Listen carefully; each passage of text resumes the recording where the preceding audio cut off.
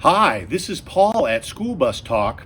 At School Bus Talk, we talk about everything having to do with school buses, focusing on safety to promote learning. On this 23rd episode of School Bus Talk, we're going to do an incident report on a school bus crash in Sumner, Tennessee. In Incident Report, what we do is take information available on the internet and do a deeper dive on the school bus crash to see what we can learn to become safer school bus drivers.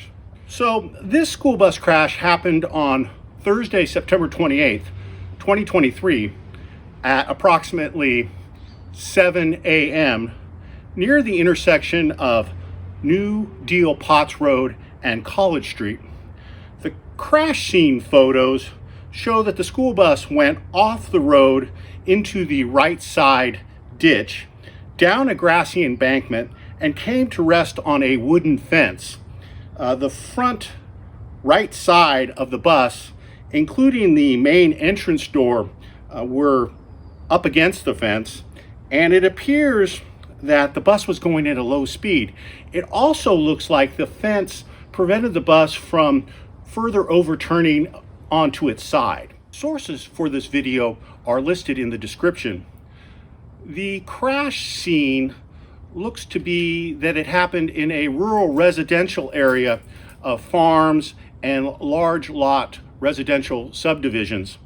The street level Google images show that New Deal Potts Road is a narrow country lane with no shoulder and a steep ditch on the west side. It appears that the school bus was going southbound on New Deal Potts Road when the crash happened.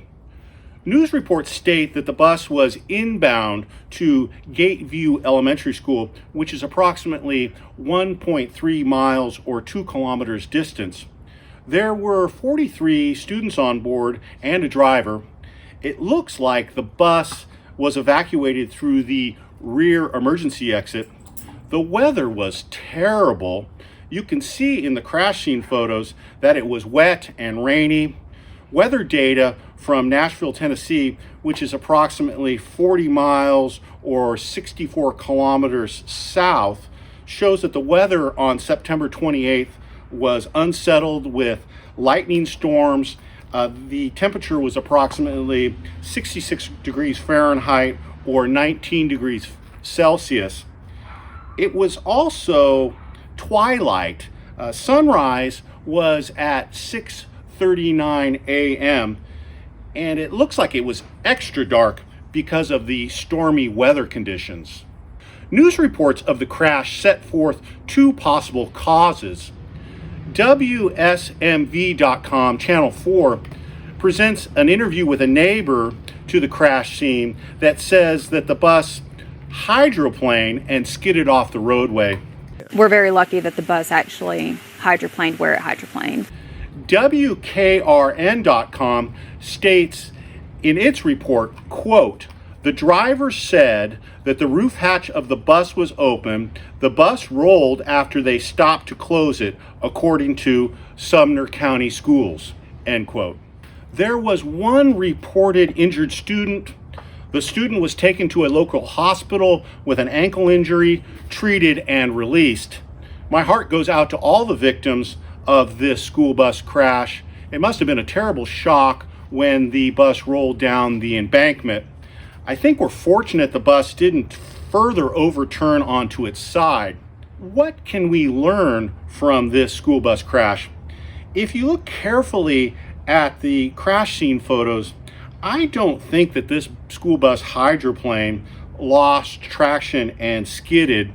The photo of the ditch embankment doesn't show any evidence of the bus's front wheels skidding off the pavement. Also, the photos show that the bus's front wheels were turned to the right. If the bus was skidding when it left the pavement, then the natural and correct thing for the driver to do would have been to correct for the skid by turning the front wheels to the left.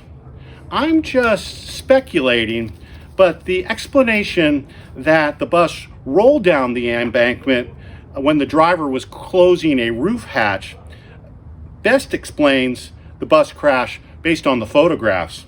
When a school bus driver leaves the driver's compartment with passengers on board, he or she must set the parking brake, turn off the bus engine, remove the keys from the ignition switch, and either hold the keys or put the keys in their pocket. Okay, this is Paul from School Bus Talk. Remember, safety is essential.